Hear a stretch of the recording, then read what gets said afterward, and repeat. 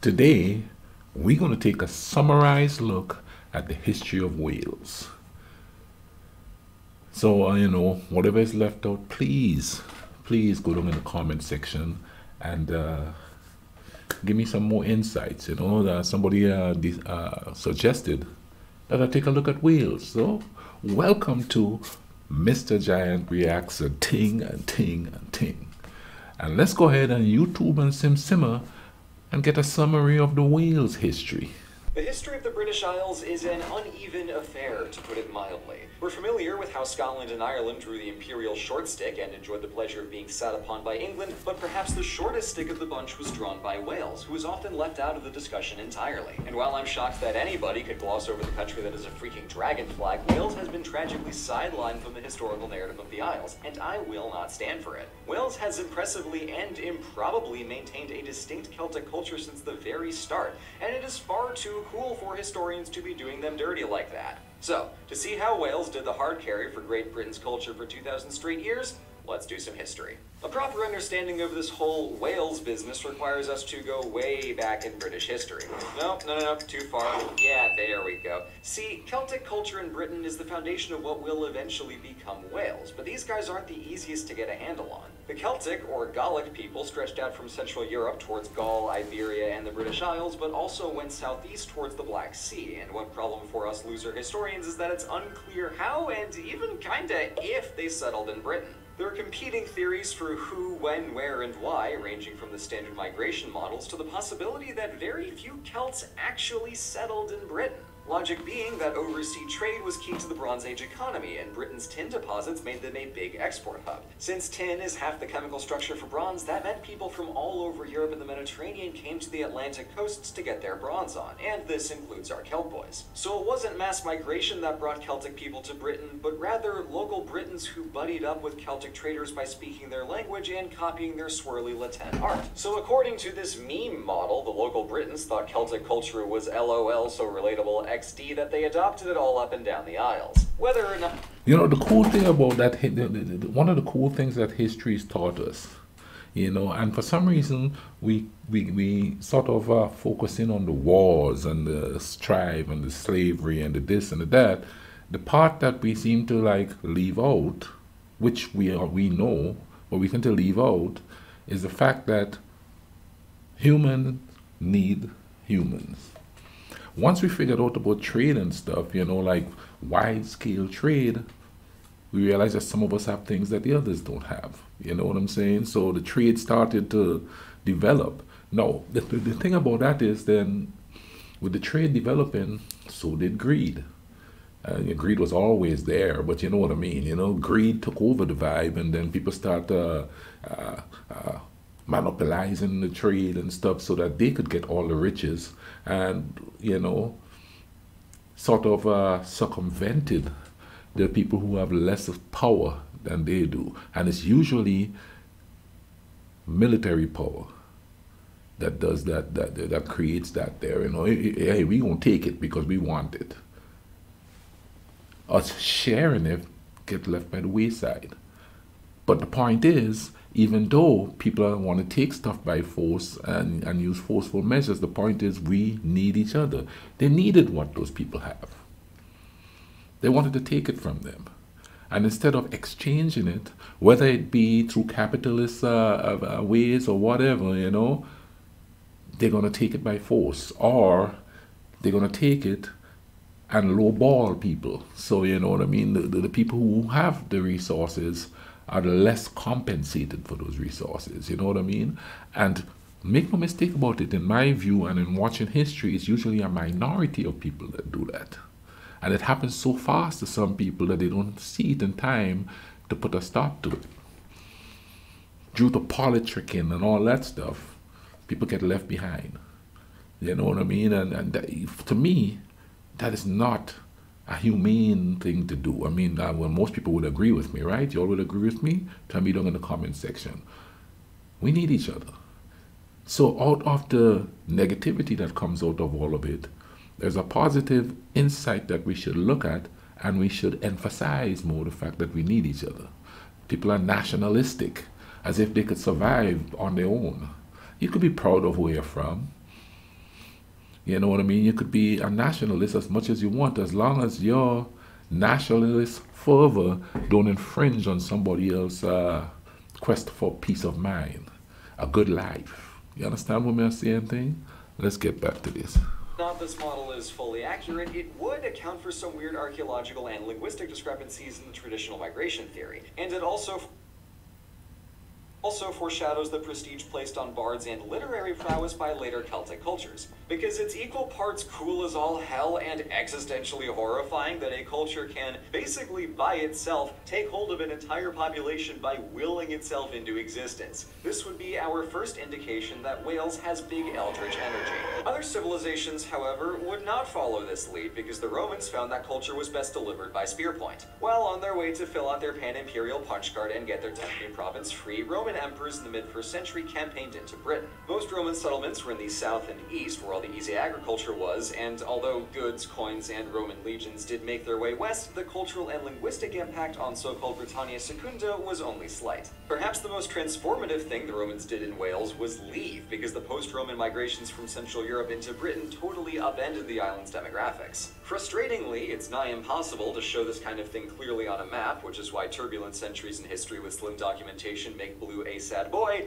but here's the gist. We know the Angles, Saxons, and Jutes from northern Europe arrived and displaced many of the Romano-Britons, but over in the west there was also an influx of Irish Celts coming in to settle. This age of migrations was much more overtly migratory than the Celtic arrival in Britain in the millennium before, though, again, the native Britons didn't really leave. After a few decades of raiding gave way to much more peaceable settlement, most Britons were happy to start speaking Germanic and make friends with their new Saxon neighbors than to up and book it for the hills. Still, the end result was the confinement of native Celtic culture to the far west in Wales and Cornwall. And that split explains why it's called Wales. It comes from the Germanic word wala, meaning foreigner, while the Welsh call it cymri, from the Celtic word for countryman. It's also in this migratory shuffle that the legend of the Romano-British King Arthur first pops up, though it'll be a couple centuries before he's labeled as Arthur or a king. Honestly, the whole early medieval period in Wales has this pseudo-mythic Age of Heroes vibe to it. Good documentation is blah, what else is new, but the oral traditions that will later become the core of Welsh epic literature get their start in this era. So, as far as we can tell, what was going on in medieval Wales? Well, isolation from Germanic majority England was good for preserving a unified Celtic culture, but the politics were much more wibbly. Various local princes vied for hegemony over the many disparate realms, but succession always proved their undoing, as sons would squabble and big kingdoms would shrink back to where they started. The princes of Gwynedd and Powys were the most successful of the bunch, and as a result, King Offa of Mercia built a dike across his border in the late 700s to try and keep Powys out. But that worked about as well as any frontier walls have worked throughout history, which is to say, the Kaiju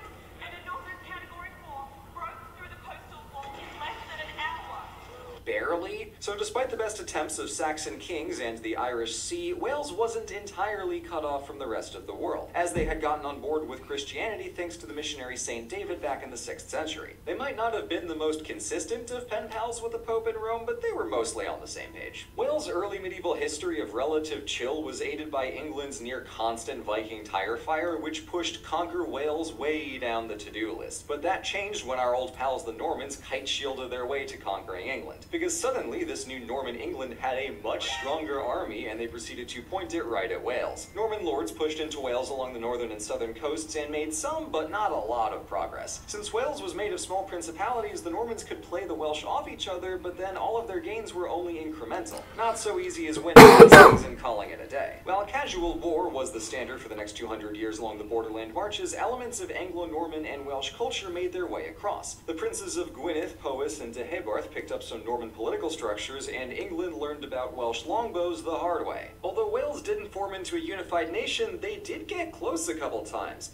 Llewellyn Var fought off his family members to become Prince of Gwynedd and proceeded to bap all of his enemies out of the way so that he could assert his hegemony over Wales. He also tried to streamline the rules for royal succession so that every interregnum didn't immediately explode into a civil war. He then pushed eastward into the March and defeated King John of England so handily that his barons made him sign the Magna Carta to stop being such a royal knob. Llewellyn's military successes weren't quite matched by his grandson, also Llewellyn. Though he did the biggest Prince in Wales routine again, he was defeated by England's King Edward Longshanks. The next year, in 1283, Edward pushed into Wales and stomped out the princes, using the old Norman trick of building a buttload of castles in newly conquered territory to stop the locals from getting ideas. In a twist that should surprise no one, England needed more than a few of these to do the trick, so Wales has the highest castle density of any country in Europe, with over 600 built and 100 still standing today. That is, and I really cannot stress this enough, a stupid amount of castles. That's the density equivalent of 23 castles in New York City, with a less impressive but still formidable 2 castles just in Manhattan. Good lord! In any case, the post-conquest period was a weird century for Wales. Suddenly they were subordinate to England, but soon they got tied up in the 100 Years' War, and then everybody had plague to contend with. So while it was a real wacky time, it was also surprisingly indicative of the history still to come, as England goes about its business while holding a pillow over Wales' face, gently shushing them and hoping nobody notices. Forgive me for speedrunning through the next several centuries, but I've already done the England plotline once, and that was painful enough. A century after a thwarted independence uprising in 1400, Wales had the good fortune to pull a reverso and put a Welshman on the English throne. The man in question was one Henry VII, notable ender of the War of the Roses, and he set up Wales for greater integration with England and way more rights than they had before. This all became official via the Laws in Wales Acts passed by Henry VIII in the mid-1500s. He drew up county borders, standardized laws, gave Welshmen equal status as Englishmen, and gave Wales representation in Parliament. And as an added bonus of Henry's hop over to Protestantism, the Church translated the Bible into Welsh. This protection of the Welsh language coincided with a new interest in medieval culture and ancient literature, and language became a defining feature of the Welsh identity. While You see there, you know what I mean? They maintain their language, which in turn sparked, an interest in the medieval history. Thus, they learn about these people. When you stamp them out, then we're probably going to lose vital things that we may learn from those people, And a lot of the things people say is like, well, we're getting rid of uncivilized ideas. We don't know that, because people who wants you to believe that what they do is better, trying to stomp out ideas from other people, is making you lose out. And here's something else too, you know what I mean? I understand the stomping out of people's ideas in order to control them, because if they have their own identity, then they wouldn't identify with you as much. That's why we got to identify as human. And though we may be different, we actually the same, and we need each other. I know. People talk about that's utopia, you know what I mean? But I could tell you there's no such thing as utopia. There's just too much natural things going on in the world for people to just go, oh, life is great, peace and love and all of that. And I'm not talking about man-made tragedies. I'm talking about natural stuff that we don't have any control over. What we do have control over is ourselves, the way we look at each other. That we have control over. We don't lose control over that. We let ourselves lose control over that because we believe in something different than another person. While all of this was going on, the political story of Wales got folded into the larger English narrative, what with the Spanish Armada-ing, the union of the crowns of England and Scotland-ing, and the creation of a globe-spanning empire-ing. Despite playing second fiddle, maybe closer to fourth, in the history of the British Empire, Welsh literature was rising in prominence during the Romantic movement, thanks in part to some shiny new editions of classic works. Specifically, Lady Charlotte Guest compiled and published the 4 branches of the Mabinogi, and doubly translated too, so Welsh and English readers could both enjoy the medieval folklore. In contrast to Scots Gaelic going kaput and Irish Gaelic suffering a steep decline in the 1800s that they're only recently bouncing back from, Welsh literature and poetry came in clutch for the long-term endurance of the language. But while the Romantic era was in full swing, so too was the Industrial Revolution. So all these fancy new machines and choo-choo trains needed coal if they wanted to do anything, and Wales happens to have a crap ton of the stuff. Southern Wales swiftly became the mining capital of the empire, and while coal and slate may have been big business, they were also hellish jobs to work. So Wales ended the century more urbanized than it had ever been, but the Welsh probably weren't so thrilled about why, especially as British attitudes towards them soured and Wales got the dingy reputation shared by all other regions doing heavy industry. Although the 1900s started out pretty rough, what with coal mining and... Sorry, I'm stopping it again, but you see what I'm saying? You know what I mean? We need what they have. They're not us. Let's make them less than so we could take it from them.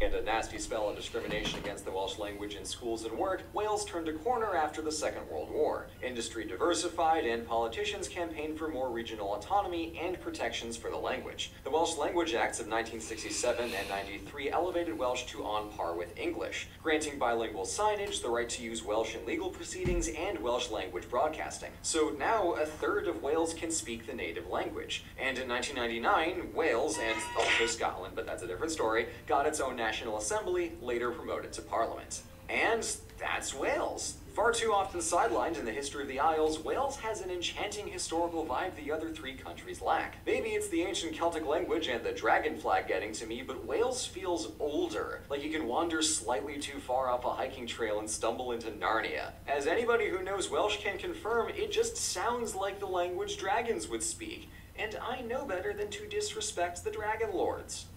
Thank you so much.